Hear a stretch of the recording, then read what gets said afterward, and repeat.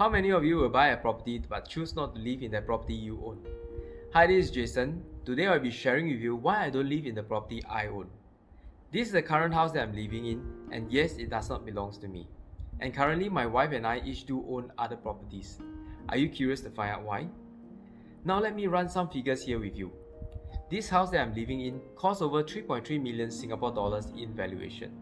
Now, based on the current strict financing rules and the loan tenure, the monthly mortgage will work out to be over $9,700, and of course, not forgetting the deposit of 25%, which is $825,000, plus 4% stamp duties of $116,000. I will have to cough out an upfront payment of almost $950,000 in cash and CPF. It is definitely no joke with this amount of cash outlay and monthly repayment of more than $9,700. Don't forget, these figures are based on today's interest rate, which is considered to be very low. And what if the interest rate goes up? So what's my point? In today's context, it is not easy to make a lot of returns if you are currently living in the property that you own, because the property that you want to live in may not be the best investment assets that can give you the best returns. I want to emphasize that sometimes the school that your kids are in or the towns that your parents are living in indirectly or directly impact the choice of property that you choose to buy and live.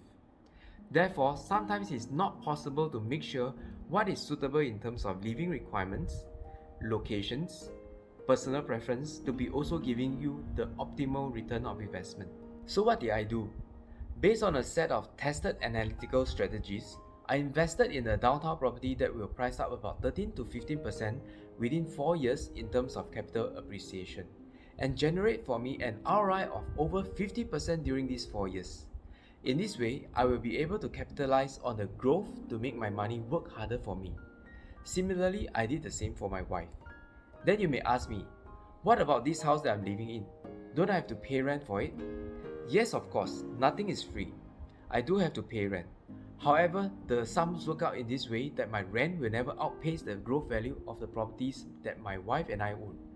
In fact, the gap can be quite substantial on a case-to-case basis. Moreover, the combined value of our properties are just over 2 million, and I do not have to pay that scary amount of money mortgage using this technique. You can take reference that this is somewhat the same way with equities. Some equities just perform better.